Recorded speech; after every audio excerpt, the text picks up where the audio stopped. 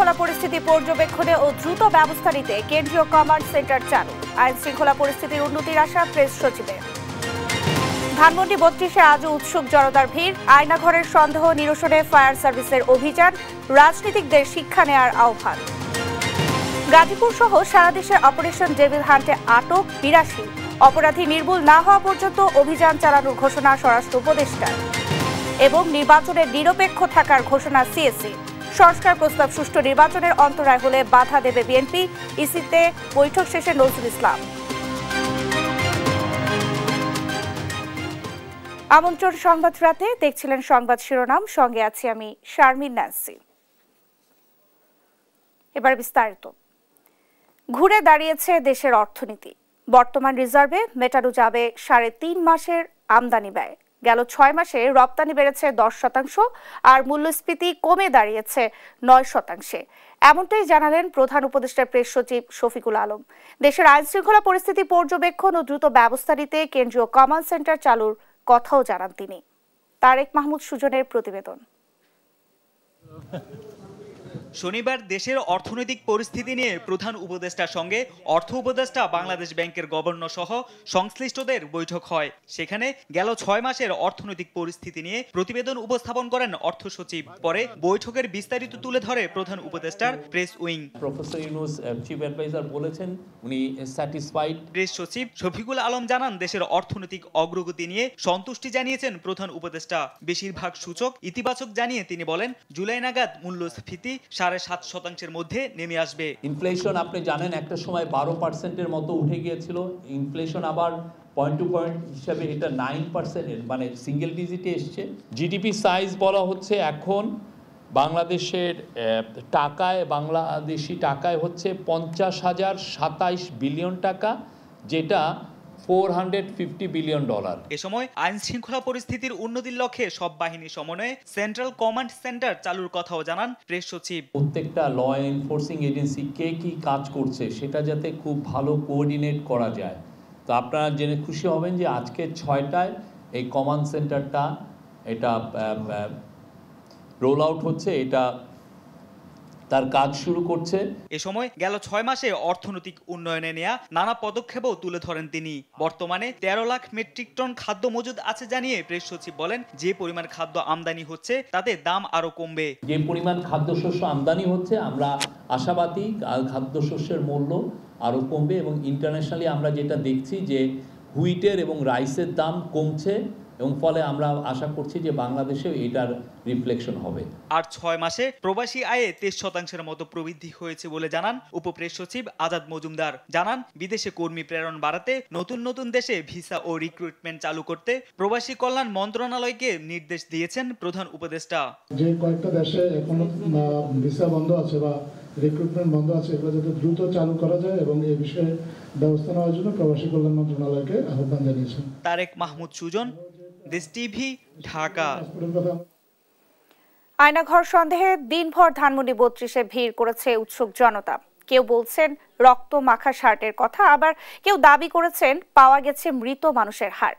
দিনব্যাপী এমন গুজবের মধ্যেই ঘটনাস্থলে যায় ফায়ার সার্ভিস। তবে ভবনের নিচে জমে থাকা পানি নিষ্কাশন করে পাওয়া যায়নি কিছুই। এ বিষয়ে বিস্তারিত জানাচ্ছেন আলিমুজ্জামান সাফওয়ান। ধানমন্ডি ৩২-এ পঞ্চম দিনেও থামেনি উৎসুক জনতার ভিড়। সকাল থেকে বিভিন্ন সরঞ্জাম ব্যবহার করে দেয়াল ভাঙছেন অনেককেই দেখা যায় সেখান থেকে রড ও পাইপ নিয়ে যেতে।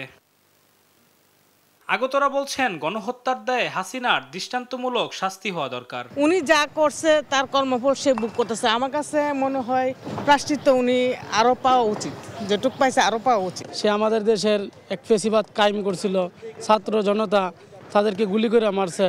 যারা অত্যাচার জুলুম ছাত্রলীগ, তারা দোকানে গিয়ে ভাঙচুর করতো, হোটেলে খাবার খায়া টাকা দিত না, তারা একটা সন্ত্রাসী টিম তৈরি করছেন, তার নাম হলো ছাত্রলীগ। এদিকে আগত অনেকেই দাবি, ধানমন্ডি ৩২-এর বাড়ির নিচে আছে ৬ তলা বিশিষ্ট অন্ধকার এক আয়নাঘর। আওয়ামী লীগ সরকারের যে আয়নাঘর নামক একটা যে আতঙ্ক, এটা কিন্তু জনগণের মধ্যে অলরেডি পৌঁছায় গেছে। তো এখন আওয়ামী লীগের যত ধরনের উন্নয়ন বা যত ধরনের স্থাপনা দেখবে, সেটার মধ্যে অবশ্যই জনগণ চিন্তা করবে যে এটাই আয়নাঘর মনে হয় সম্ভবত। এ সময় ঘটনার সত্যতা নিশ্চিতে উপস্থিত হয় ফায়ার সার্ভিসের একটি দল। এ সময় ভবনের নিচে এই জায়গায় জমে থাকা পানি নিষ্কাশন করে তারা। পরে জানা যায় ৩২ নম্বরের এই ভবনের নিচে ফ্লোর সংখ্যা ৬টি নয়, বরং ২টি, যার মধ্যে আয়নাঘর সন্দেহ করা জায়গাটি লিফটের স্থান বলে ধারণা করা হয়। যদিও এ সময় মিশ্র প্রতিক্রিয়া জানায় উপস্থিত ব্যক্তিরা। কেউ বলছেন এটি পার্কিং এর স্থান, আবার অনেকেই দাবি করছেন এখানে রয়েছে আয়নাঘরের অস্তিত্ব। ওটা লিফটে নিচে তো আপনার নিচে ম্যাচিং বসে, উপরে থেকে যখন নিচে যাবে তখন ওটা নিচের ওটা আন্ডারগ্রাউন্ড করছে লিফটের জন্য। ওই যে কেউ বলতেছে চুল আছে, কেউ বলতেছে স্কুল ড্রেস পাওয়া গেছে, কেউ বলতেছে হাড় পাওয়া গেছে। লিবারেশন হয়ে গেছে আজকে 52 বছর। এতদিনের ভিতরে তো মানুষ এখানে মারা গেলে তো কিছু থাকার কথা না। তবে নিষ্কাশন শেষে মেলেনি আয়নাঘরের সন্ধান, যদিও এ বিষয়ে আনুষ্ঠানিক কোনো মন্তব্য করেনি ফায়ার সার্ভিস। আলিমুজ্জামান সাফওয়ান, দেশ টিভি, ঢাকা। এই বিষয়ে আলোচনার জন্য স্টুডিওতে আমাদের সঙ্গে যুক্ত হচ্ছেন সহকর্মী আলিমুজ্জামান সাফওয়ান। সাফওয়ান, আপনাকে স্টুডিওতে স্বাগত জানাচ্ছি। আপনি তো কয়েকদিন ধরে ধানমন্ডির ৩২-এর ঘটনা কভার করছেন, তো ছাত্র জনতার বোলডোজার কর্মসূচির পর এখনকার চিত্র কেমন দেখছেন? বাড়িটি কিন্তু পুরোপুরি ভেঙে ফেলা হয়নি। তো বুলডোজার যে কর্মসূচি ছিল সেটি তার পরের দিনই শেষ হয়। তো তখন থেকে আমরা দেখেছি যে শুধুমাত্র এই খবরটি জানার পরে দেশের বিভিন্ন জায়গা থেকে মানুষজন এসেছেন। তো বেশিরভাগ সংখ্যাটা হচ্ছে মানুষ দেখতে এসেছেন, এবং তারা যেটি বলছে যে একটি স্বৈরাচারী যে ব্যবস্থা ছিল সেটা শেষ পরিণতিটা কি হলো সেটা দেখার জন্য এসেছেন।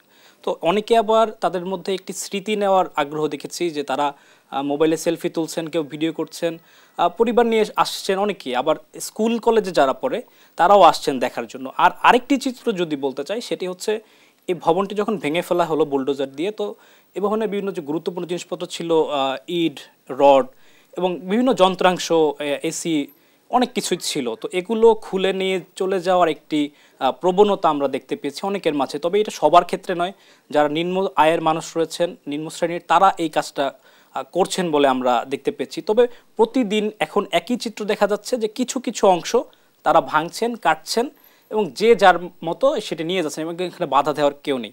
এবং সবাই বলছে যে তাদের প্রতি যে জুলুম নির্যাতন করেছেন তার বহিঃপ্রকাশ, তার যে ক্ষোভ, সেই ক্ষোভ মেটানোর জন্য এই কাজটি কিন্তু তারা করছেন, এমনটাই ধারণা, তারা বলছেন এমনটাই।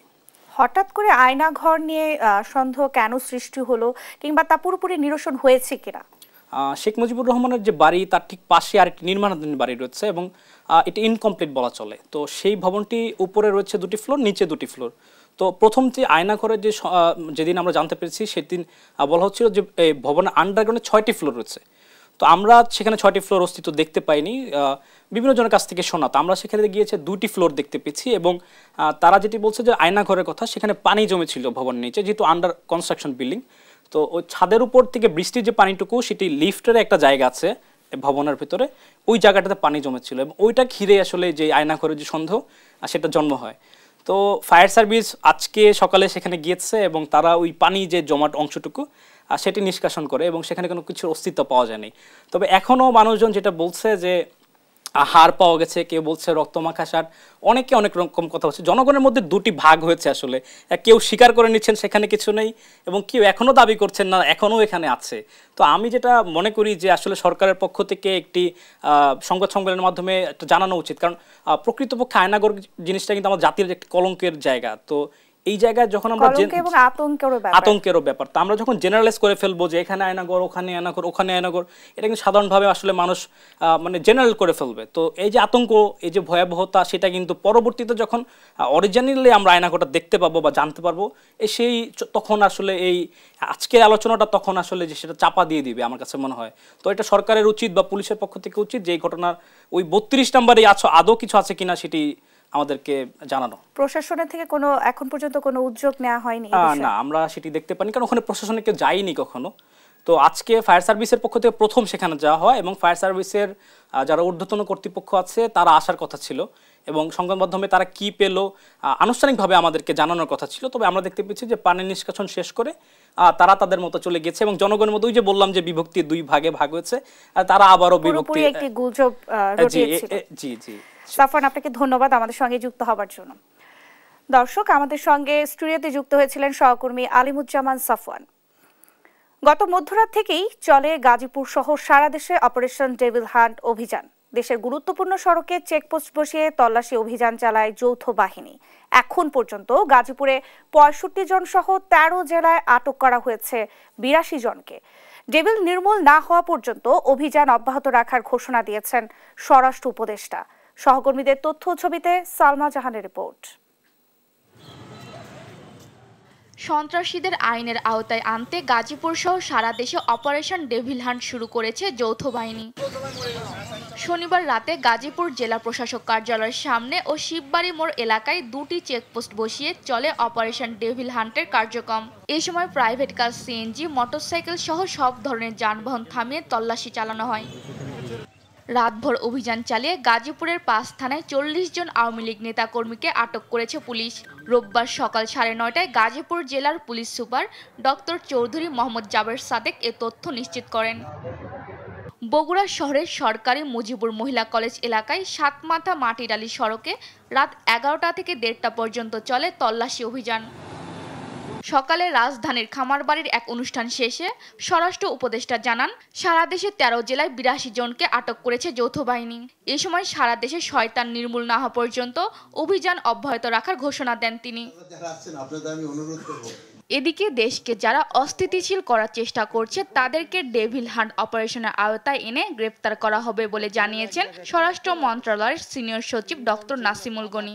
রোববার দুপুরে সচিবালয়ে স্বরাষ্ট্র মন্ত্রণালয়ের সম্মেলন কক্ষে একথা বলেন তিনি। এগুলো সব ধরা পড়ে, আপনারা তথ্য দিয়ে সহায়তা করেন, আমরা জনগণকে বলেছি সহায়তা করেন, যত ইনফরমেশন আসবে তত হেল্প হচ্ছে আমাদের। Operation is name devil hunt, কারণ এই কাজটা ফোকাসড হচ্ছে। যারা আনস্টেবল করার চেষ্টা করছে তাদেরকে আইডেন্টিফাই করে আইনানুগ উপায় ব্যবস্থা নেওয়া হচ্ছে। এদিকে বাগেরহাটের ফকিরহাটে ছাত্র জনতাকে গুলি করা, বোমা বিস্ফোরণ ও স্থাপনা ধ্বংসের অভিযোগে বাগেরহাট ১ আসনের সাবেক এমপি শেখ হেলাল উদ্দিন, বাগেরহাট ২ আসনের সাবেক এমপি শেখ তন্ময় সহ আওয়ামী লীগের ৩৫ নেতাকর্মীর নামে মামলা হয়েছে। শনিবার রফিকুল ইসলাম মিঠু বাদী হয়ে ফকিরহাট থানায় মামলাটি করেন। সালমা জাহান, নিউজ ডেস্ক, দেশ টিভি। রাজনৈতিক নিয়ন্ত্রণ ও প্রভাব বিস্তারের ফলে অতীতে অনুষ্ঠিত নির্বাচনগুলো বিতর্কিত হয়েছে বলে মন্তব্য করেছেন প্রধান নির্বাচন কমিশনার এএমএম নাসির উদ্দিন। তিনি বলেন, নির্বাচন কমিশন কোনো রাজনৈতিক দলের পক্ষে বা বিপক্ষে দাঁড়াতে চায় না, নিরপেক্ষ থাকতেই চায় ইসি। বিস্তারিত শিউলি রায়ের রিপোর্টে। রোববার রাজধানীর নির্বাচন ভবনে সাংবাদিক Hossain Zakir best reporting award ২০২৫ অনুষ্ঠানে যোগ দেন প্রধান নির্বাচন কমিশনার। ইসি বিটের সাংবাদিকদের সংগঠন reporters for election and democracy RFED অনুষ্ঠানটি আয়োজন করে। অনুষ্ঠানে সিইসি এএমএম নাসির উদ্দিন বলেন, অতীতে নির্বাচন কমিশনগুলো নানা বিতর্কে অভিযুক্ত হয়েছে। এর প্রধান কারণ রাজনৈতিক প্রভাব ও নিয়ন্ত্রণ। বলেন, রাজনীতির কাছে ইসিকে সঁপে দেওয়া বন্ধ করতে হবে। কেউ যদি বলে যে ইলেকশন কমিশনের এত বদনাম, এত কিছু কেন হলো, political control of the election commission, এইটা আমার কাছে মনে হয়েছে সবচেয়ে বড় কারণ। রাজনীতির কাছে ইলেকশন কমিশনকে সঁপে দেওয়া, এইটাই হচ্ছে সবচেয়ে বড় কারণ। ইলেকশন কমিশনে যারা আছি আমরা কোনো রাজনীতিতে ঢুকতে চাই না, এটা আমি আগেও বলেছি। আমরা কোনো রাজনৈতিক দলের পক্ষে বা বিপক্ষে দাঁড়াতে চাই না, আমরা নিরপেক্ষ থাকতে চাই। বলেন, রাজনীতিবিদদের প্রভাব থেকে যদি ইসিকে রক্ষা করা না যায় তবে আবার সেই পুরনো বিতর্কের সৃষ্টি হবে। যে রাজনীতিবিদদের influence on the election commission যদি বন্ধ করা না যায় তাহলে দেখবেন যে আমি মনে করি যে আবার সেই পুরানো জিনিস রিপিট হবে। যে কোনো ভাবে বেরিয়ে আসতে হবে, নাইলে কিন্তু ইলেকশন কমিশন তার দায়িত্ব সঠিকভাবে পালন করতে পারবে না। তিনি আরো বলেন, শুধু নির্বাচন কমিশন নয়, রাষ্ট্রের প্রতিটি প্রতিষ্ঠানই রাজনীতির প্রভাবে নষ্ট হয়ে গেছে। মোহাম্মদ আলাউদ্দিন, দেশ টিভি, ঢাকা। সংস্কার কমিশনের কোনো প্রস্তাব সুষ্ঠু নির্বাচনের অন্তরায় হলে বিএনপি বাধা দেবে বলে মন্তব্য করেছেন দলটির স্থায়ী কমিটির সদস্য নজরুল ইসলাম খান। রোববার জাতীয় সংসদ নির্বাচনের প্রস্তুতি সম্পর্কে জানতে নির্বাচন কমিশনের সঙ্গে বৈঠক শেষে এই মন্তব্য করেন তিনি। আরো বলেন, মে ও জুন মাসের মধ্যে নির্বাচন কমিশনের পূর্ণ প্রস্তুতি থাকে, তাহলে কোনো প্রাসঙ্গিক সমস্যা থাকলে সেটা দূর করে দ্রুত নির্বাচন অনুষ্ঠান করার কথাও জানান তিনি। নির্বাচন তারিখ ঘোষণা করার দায়িত্ব সরকারের, তাই আগামীকাল প্রধান উপদেষ্টার সঙ্গে আমাদের একটি আলোচনা রয়েছে, আমরা সেখানে ওই প্রসঙ্গ তুলব বলেও জানান তিনি। যেহেতু এই নির্বাচন ঘোষণার দায়িত্ব এখন সরকারের, তারিখ ঘোষণার বা করার, মানে কখন হবে এটা বলা, তারপরে শিডিউল ঘোষণা তো তারাই করবে, নির্বাচন কমিশন করবে। আগামীকাল আপনারা জানেন যে প্রধান উপদেষ্টার সঙ্গে আমাদের একটা আলোচনা আছে, আমরা সেখানে প্রসঙ্গটি নিয়ে আলোচনা করব। তিস্তা মহাপরিকল্পনা বাস্তবায়নে আরও 2 বছর অপেক্ষা করতে হবে বলে জানিয়েছেন পানি সম্পদ উপদেষ্টা সৈয়দা রিজওয়ানা হাসান।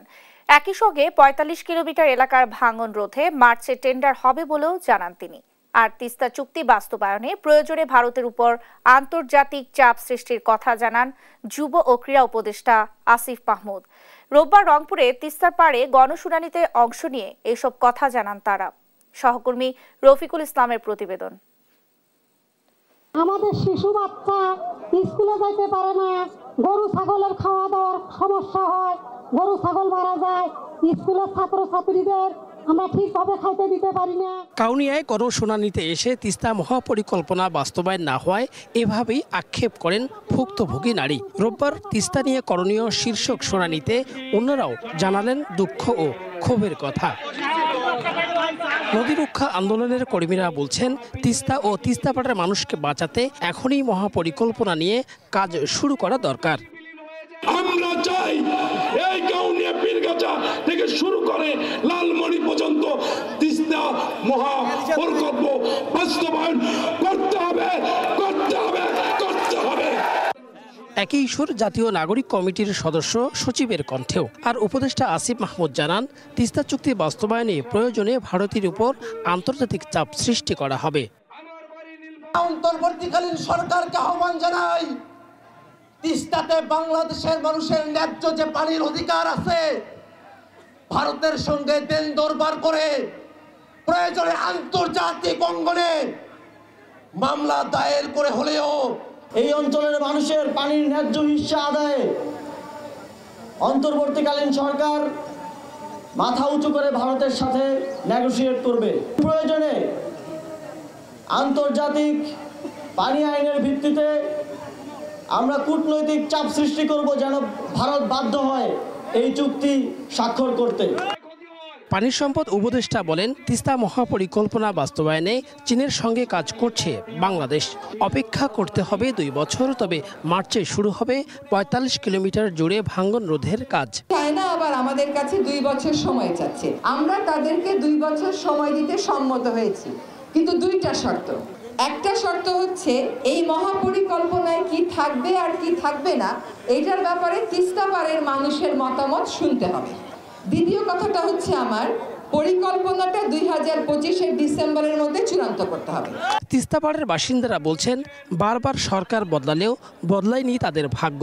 তাই অন্তর্বর্তী সরকারের কাছে তাদের জোর দাবি তিস্তা মহাপরিকল্পনা বাস্তবায়নের। তিস্তা মহাপরিকল্পনা বাস্তবায়ন হলে তাদের যে দুঃখ সেটি স্থায়ীভাবে লাভবান হবে, এমনটাই দাবি তুলেছেন তারা।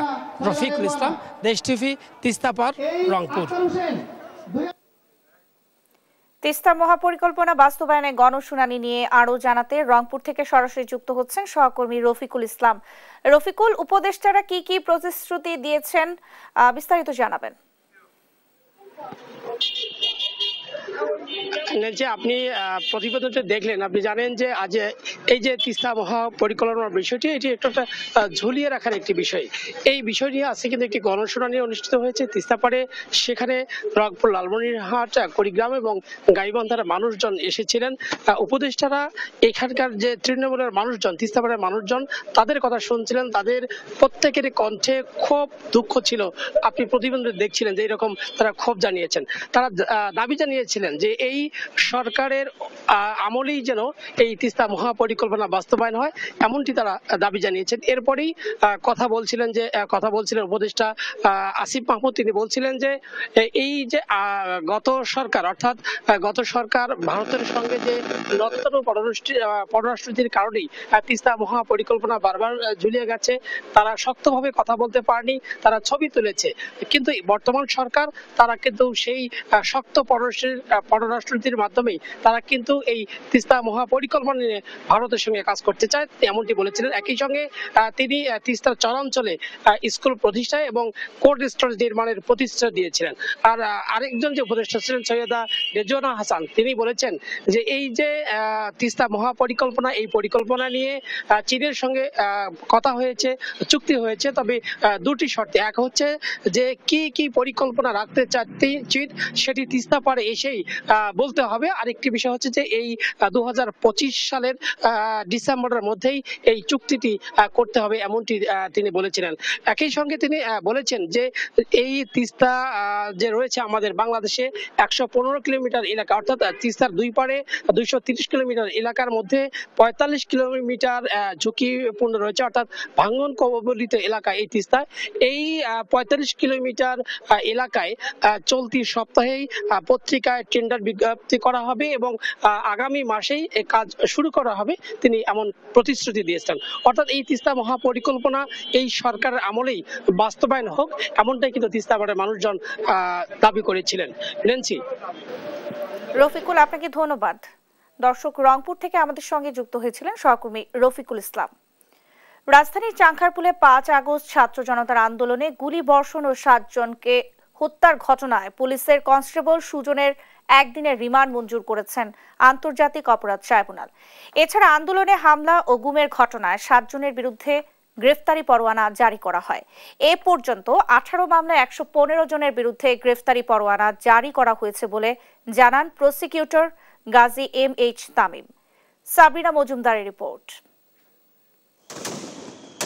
গুলির শব্দে যখন নিরস্ত্র ছাত্র জনতা আতঙ্কিত, তখন বন্দুক হাতে কনস্টেবল সুজন একের পর এক গুলি ছুড়ে যাচ্ছিলেন তাদের লক্ষ্য করে। ওই ঘটনায় 7 জনকে হত্যার অভিযোগে আন্তর্জাতিক অপরাধ ট্রাইব্যুনালে বিচারের মুখোমুখি করা হয় সুজনকে। তবে ভিডিও ফুটেজে সুজন ছাড়াও আইন শৃঙ্খলা বাহিনীর আরও কয়েকজনকে তৎপর থাকতে দেখা গেছে। রোববার ওই ঘটনায় জড়িত অন্যদের চিহ্নিত করতে সুজনের একদিনের রিমান্ড আবেদন করে প্রসিকিউশন। এ সময় আদালত আগামী 12 ফেব্রুয়ারি জিজ্ঞাসাবাদের অনুমতি দেন। আজকে আমরা তাকে ইন্টারোগেশনের জন্য একটি অ্যাপ্লিকেশন দিয়েছিলাম, ট্রাইব্যুনাল সেটা আবেদন মঞ্জুর করেছেন একদিনের জন্য 12/2/2025 তারিখে, এবং অন্য 3টি অ্যাপ্লিকেশন ছিল। প্রসিকিউটর গাজী MH তামিম জানান, এ মাসের মধ্যে বেশ কয়েকটি মামলার তদন্ত প্রতিবেদন জমা দেওয়া হবে। প্রসিকিউশন টিম এবং তদন্ত সংস্থা আমরা দিন রাত কাজ করছি জুলাই গণঅভ্যুত্থানে সংগঠিত অপরাধের বিচার করার জন্য, এবং আমরা আশা করছি যে এই মাসের ভেতরে আমরা কয়েকটি তদন্ত প্রতিবেদন সমাপ্ত করে চিফ প্রসিকিউটর মহোদয়ের দপ্তরে তদন্ত সংস্থা জমা দিতে পারবেন বলে আমরা আশা করছি। জুলাই আগস্ট গণহত্যার ঘটনায় এ পর্যন্ত 18 মামলায় 115 জনের বিরুদ্ধে পরোয়ানা জারি করেছে ট্রাইব্যুনাল। আসামিদের মধ্যে 52 জন সিভিলিয়ান, 9 জন সাবেক সেনা কর্মকর্তা ও বাকিরা আইন শৃঙ্খলা বাহিনীর সদস্য। এদিকে 18 ও 19 আগস্ট উত্তরায় ছাত্র জনতার ওপর নির্বিচারে গুলি চালানোর দায়ে উত্তরা পূর্ব থানার সাবেক ওসি মুজিবুর রহমানকে গ্রেফতার করে ট্রাইব্যুনালে হাজির করা হয়। পরে তাকে গ্রেফতার দেখিয়ে কারাগারে পাঠানোর নির্দেশ দেন ট্রাইব্যুনাল। সাবরিনা মজুমদার, দেশ টিভি, ঢাকা। হাওড়ে কৃষি জমিতে কীটনাশকের ব্যবহার নিয়ন্ত্রণের তাগিদ দিয়েছেন মৎস্য ও প্রাণী সম্পদ উপদেষ্টা ফরিদা আক্তার। রোববার সকালে বলুবিবাজারের শ্রীমঙ্গলের বাইকার বিল পরিদর্শন শেষে এ কথা বলেন তিনি। উপদেষ্টা আরও বলেন, হাওড়ে ধান ও মাছ উৎপাদনে 2 মন্ত্রণালয়ের সংঘাতের মধ্যে আছে। মাছের প্রজনন বাড়াতে হলে ইজারায় স্বচ্ছতা আনতে হবে। এ সময় বাইকা বিল সহ দেশের অন্যান্য অভয়াশ্রমগুলো খননের ঘোষণাও দেন তিনি। নোয়াখালীতে চোর সন্দেহে মানসিক প্রতিবন্ধীকে পিটিয়ে হত্যার অভিযোগ উঠেছে। এই ঘটনায় 3 জনকে গ্রেফতার করেছে পুলিশ। শুক্রবার দিবাগত রাত 3:30টার দিকে কবিরহাট উপজেলায় এই ঘটনা ঘটে। নিহত জহির উদ্দিন বেচু উপজেলার সুন্দরপুর ইউনিয়নের প্রয়াত মোস্তফার ছেলে। স্থানীয়রা জানায়, শুক্রবার ভোর রাতের দিকে চোর সন্দেহে মানসিক ভারসাম্যহীন জহির উদ্দিন বেচুকে আটকের পর পিটিয়ে গুরুতর জখম করে।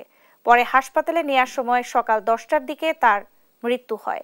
এই ঘটনায় হাবিবুল্লাহ, অজিউল্লাহ ও আব্দুর রব খান নামে 3 জনকে গ্রেফতার করেছে পুলিশ।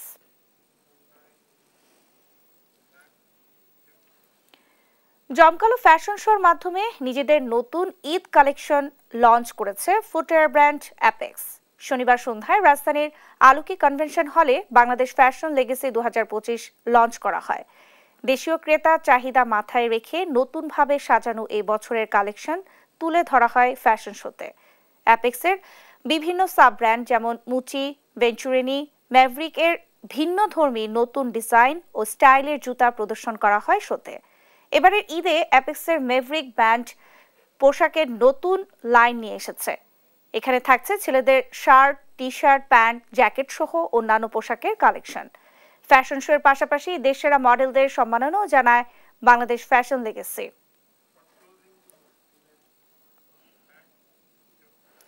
এই ছিল এখনকার সংবাদ রাত। পরের বুলেটিন দেখার আমন্ত্রণ রইল। ধন্যবাদ সবাইকে।